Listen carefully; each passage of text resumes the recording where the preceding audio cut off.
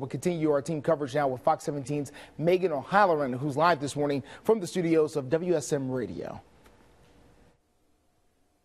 Good morning, Justin, and it's just a tough story to report today. I am with Bill Cody with the morning show Coffee Country and Cody this morning. It's what everyone's been talking about. Now, you knew Mindy McCready personally as a singer and as a friend. She's been here on your show.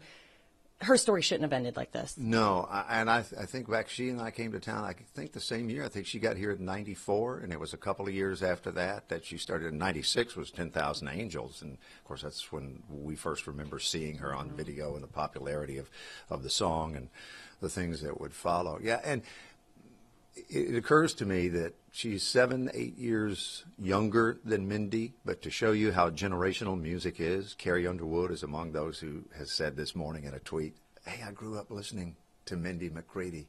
You know, how tragic is this? And so many people in the country music world, that family of country music, who have immediately mentioned her two sons, and who thankfully were not there at the time of her suicide. But yeah, just to show you how and there's some 13-year-old girl out there now who's grown up listening to, hanging on to every word that Carrie Underwood is singing, and so it goes. And nothing, Mike Reed, the Hall of Fame songwriter, once said, nothing gives you a sense of place in time like a song, whether you wrote it, but particularly as an artist, because everybody remembers, I know where I was and who I was with and what I was wearing and what I was doing when Mindy McCready was singing 10,000 Angels. 10,000 Angels, and it was a beautiful song. And, you know, we were talking earlier about the fame.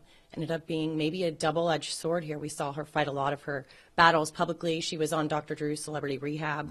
That's tough to be exposed like that in front of an audience. Yeah, and I think, you know, the predisposition that comes for some people, whether that's genetic in your family, you've seen it through other people, or you don't know you have it and you realize much too late that, hey, wait a minute, I need to deal with this issue. And certainly we now know that Mindy had that, dealt with it every day of her life, apparently, even when we didn't know it. Back in the early days, you know, she was dealing with some things. So Nashville's lost a very talented singer, and we're going to keep you updated on this story throughout the morning. We'll send it back to you guys for now.